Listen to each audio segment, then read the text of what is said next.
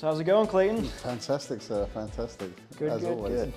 So yeah, today I wanted to talk about the bug factory.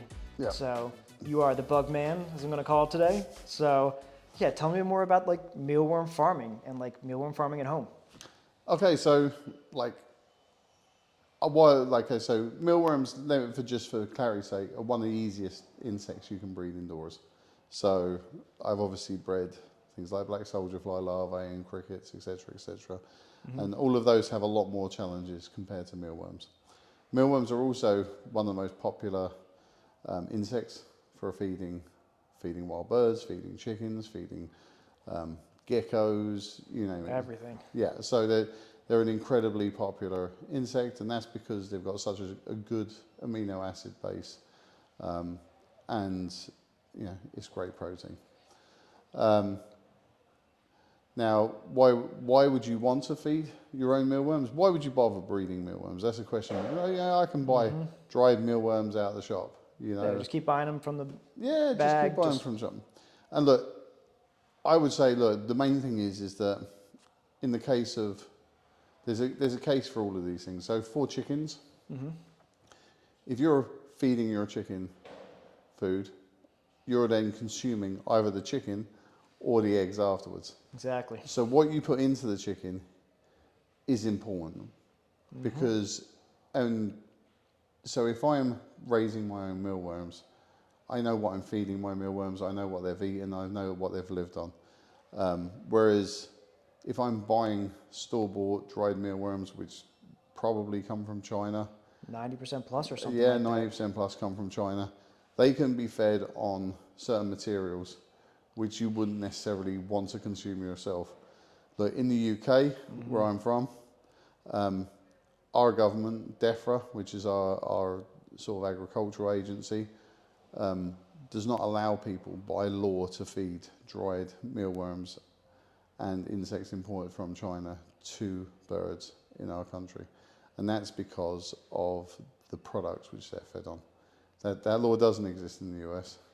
Not yet. Not yet. It should, but it doesn't. And so realistically, in the case of chickens, I care what goes into me, therefore I care what goes into my bird. In the case of wild birds, putting out, like if you're feeding your wild birds in the garden, mealworms are great for baby birds. But the problem is with dried mealworms is that the baby birds, they don't just need the protein and the fats and the amino acids, they need the moisture, because they're kind of getting a whole meal from that mealworm. And if that mealworm's been dried out, they're not getting the moisture they need to help grow. So again, it's very important to put live mealworms out on the table if you're feeding the wild birds. In terms of things like geckos, one of the main things is, okay, look, number one, it's expensive feeding live mealworms.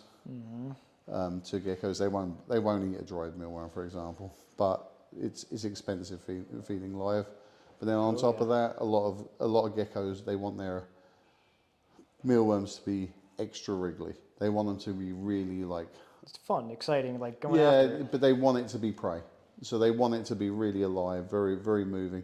And if you've bought a store-bought mealworm off the shelf of your local pet store, maybe it's been in that container for a week, 10 days, and they're all kind of a bit like, you know. A little too many drinks. Yeah, and also look, other ones, some geckos, especially the smaller types of geckos, they want a smaller mealworm, and by breeding your own, you can pick out that mealworm at any size. Exactly. During the growth process. And we see the same thing as well from like spider owners. I know owning spiders probably isn't your thing, but I own 2 spiders, and I feed them small mealworms. And you can't buy small mealworms in the store. They're always bred to that sort of 8-9 week point, and then refrigerated and then sent off around the country. So if you wanted like a mealworm which is, let's say, 5 to 6 weeks, so it's maybe half the size, that's not something you could do unless you're breeding them yourself. So you couldn't find those in the store anywhere, like the smaller ones? No, but again, because it's not commercially viable. And the reason being is that people generally selling counts, or they sell by weight. And if you take it by weight, for the sake of an extra 2 weeks, you've got like double the weight. You've got double, triple the weight body mass of the mealworms. And if you're doing it by count, you would have to do a completely separate line with just mini ones. And then is there enough consumers in the market to warrant stocking a mini mealworm retail? Store by store, probably not. But Yep. you know, but there are lots of people out there who have spiders, who have small geckos, who have younger birds, who don't necessarily want to eat like a 2-inch mealworm. So if you had reptiles as well as chickens, this product could be used across all of your pets. Yeah, and look, I know for sure that there's people I've had customers buying the Bug Factory mealworm growing kit who feed their chickens with it, but then they'll also put some out on the bird table for the wild birds. Yeah, good source of protein. And Yeah. yeah, do you want to dive into like some of like the nutrients as well that you get from the mealworms? Yeah, so again, with mealworms, the main thing is obviously the protein and the fat. So it's a very natural form of protein and fat. Like it's high in protein, good quality fats, but also the amino acids. So lysine, for example, is very important for egg production. It's very good for helping chickens get through the molt, things like that. So you can also do things with mealworms like gut loading them. So if you were to put, let's say, a calcium powder in, and you can do that using eggshell. So just grind some eggshell up, put it into the mealworm's habitat. 3 days after you put it in there, it's what they call gut loaded. Okay. So it sits in the right part of the gut, so that if you then feed it to your chicken, it's a natural way of getting calcium into their diet, which again will help with, let's say, the egg renewal in their body. And again, there's, like I say, but also just from outside of the nutrition side, for chickens, like just having them on the floor Yep. stimulates natural behaviours. So gets them up on their feet, gets them moving, gets them scratching. I mean, what I would often do is create a herb box. So I'll get some nesting herbs, spread them around a box, but then I'll put some mealworms in there, so they really get in there, scratch around in the herbs, dig out the mealworms, and like really sort of enjoy themselves. Because again, that's Stimulation. yeah. There's nothing chickens like more than hunting around like for insects. So Yep. doing that actually like really stimulates them. And look, you see some, let's say, images of industrially grown chickens where they almost like they become very weak on their legs because there's nothing there to stimulate them. They're literally just bumper to bumper. Yeah. Chickens just sitting there, like no stimulation. And actually just having, you're like, I'll see ex-battery chickens who are quite weak on their legs, that you give them mealworms, you stimulate them, you get them going mentally, and they become healthy, sort of like slimmer, more fitter birds, Yep. Yeah, it's just like what you put into is what you get out of it. Yeah, exactly, yeah. So let's jump really quickly into like the cost savings. Okay. So if you're buying mealworms in the store, call it every week, every month, this is such an easy way to save money over the long haul. Oh, 100%. Look, I mean, the beauty of breeding your own mealworms is that it's very much a one and done thing in terms of equipment. So we have the growing pod kits, which we manufacture, and you buy that once, you don't need to buy it again. The initial mealworms and beetles you buy them once, you don't have to buy them again. Yep. And then after that, your only cost is your substrate, and that substrate can be anything. It can be oats, it can be bran, it can be, I've used like crushed up cornflakes in a pinch, like any kind of carbohydrate base can be laid in as substrate, and that's for the mealworms to bury into. And then after that, they just need a water source, and you can't put like a little bowl of water in because they'd drown in there. But what you do is you put in things like carrots, or if you've got like a pepper top from your, where you've been cutting vegetables up for dinner. I mean, like Yep. in terms of carrot, I take the top and the bottom off my carrot. I don't eat those. I just give them to the mealworms. They suck all that water out of there, and then every 3 or 4 days, I'm just replacing that water source in there, and that's your costs. And so the savings stack up quick, because once you have that colony which is healthy and like working really well, you'll get like a couple of pounds of mealworms every 3 weeks. which is a lot when you think about how much come in the small package that you're Oh, buying in the store. it's phenomenal. It's phenomenal, but it's not just, that you're getting it much cheaper. You're getting a healthier mealworm. You're getting a livelier mealworm. You're getting something that hasn't been, refrigerated. There's so many wins. It's like, Yeah, exactly. why do you not have it already? Yeah, exactly. I mean, look, if you're, and it is easy. I think like the thing is I think when people think about mealworms, they don't realize how easy mealworms can be. Because people think like bugs, ew, gross, like not in my house. Yeah. Well, so the thing is that also there's a lot of, let's say, I would say legacy mealworm breeders out there, like people who do it in their house and they'll just use a bucket or they'll use like a drawer system. And like these are all things that work. Like they 100% work. You can get some old drawers and like drill holes and that sort of stuff, and you can get a bucket. But it's not a clean way of doing it. And like it's like the bucket system, like they all just sort of, you can just throw a load of mealworms in there, they will all pupate, they will turn to beetles, they will lay eggs, and you'll get more mealworms, but it stinks. Yeah, like, do you want to have that smell Yeah. inside? Whereas the product we created, because we created based on how industrial breeding works.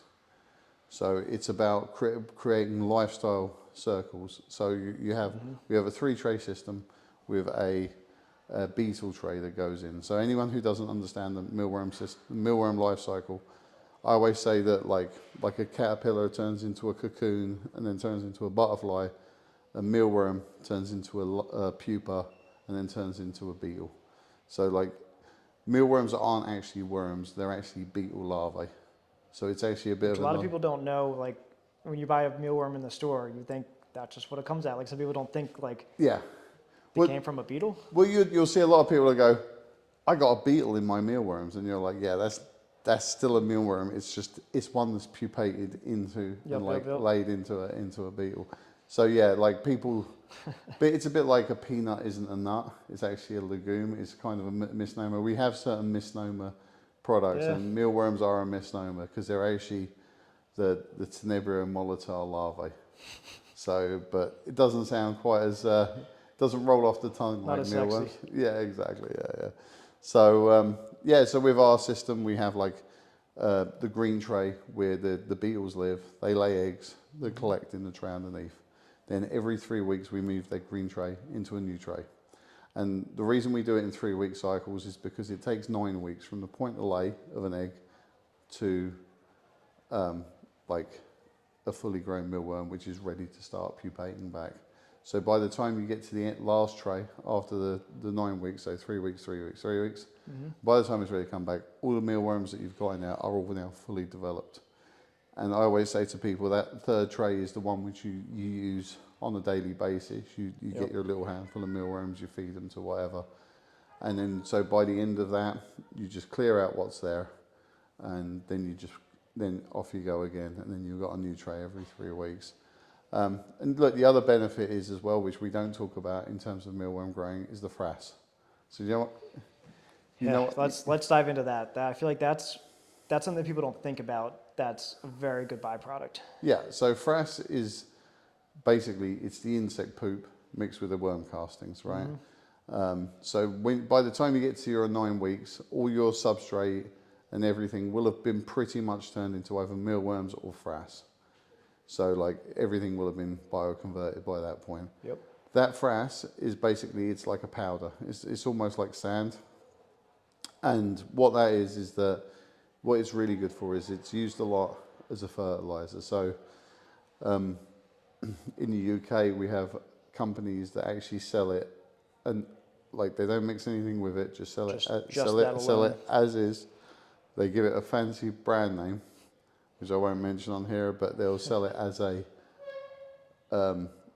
sort of a power fertilizer, especially, and it's used heavily in grown cannabis and leafy greens, particularly, because what the frass does is by mixing it in the soil, it mimics predators in the soil. So the plant thinks, because the poop's in there and the exoskeletons, that it's under attack from predators, so it will naturally strengthen up the core of the plant.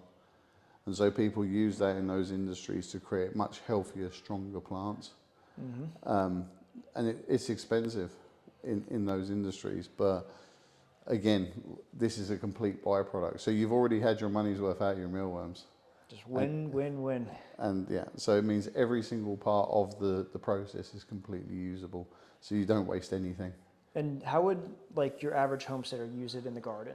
Would you say like, would you spread it around? Would you concentrate it? So what I would say is I would tend to focus it on certain plant types. So if you grow things like, I don't know, like let's say broccoli, cabbages, like I say, kale, that sort of stuff, I would mix about a 2% frass to soil ratio in with that soil which surrounds those plants. And look, you know, you're talking about you're going to get like, if you get, let's say, a pound of mealworms, you'll get about 2 pounds of frass roughly from that pound of mealworms. I would use that, you know, like liberally on those plants. And it would be 2 pounds over how long of a time period? Over the 9 weeks. So by the end of the 9 weeks, you would have 2 pounds of frass ready to Well, go for your garden. You would roughly have Roughly. about four, because if you get 2 pounds of mealworms, you'll get 4 pounds of frass. It's roughly a 2-to-1 ratio. So pretty much, once you make the initial investment, this is, you're saving so much money over the long haul, not just feeding your chickens or geckos or the reptiles. It's the whole ecosystem. Well, the whole thing is like you'll save money, you'll be more sustainable, you live better. Everyone you feed on those mealworms do better. Oh, yeah. You'll have better quality fertilizer to help stimulate your plant's growth. Pretty much a win-win all round, to be honest. Yeah, so if you guys have not looked into the mealworm kits, we have them on our website. Take a look. But yeah, Clayton, thank you so much for being here and tell them more about bugs. And you're the bug guy. Yeah, man. Yeah. If you ever need to know about bugs, I'm your dude. Bugs and pets in general. Yeah. Cool. Well, thank you for coming. Thanks, dude. All right.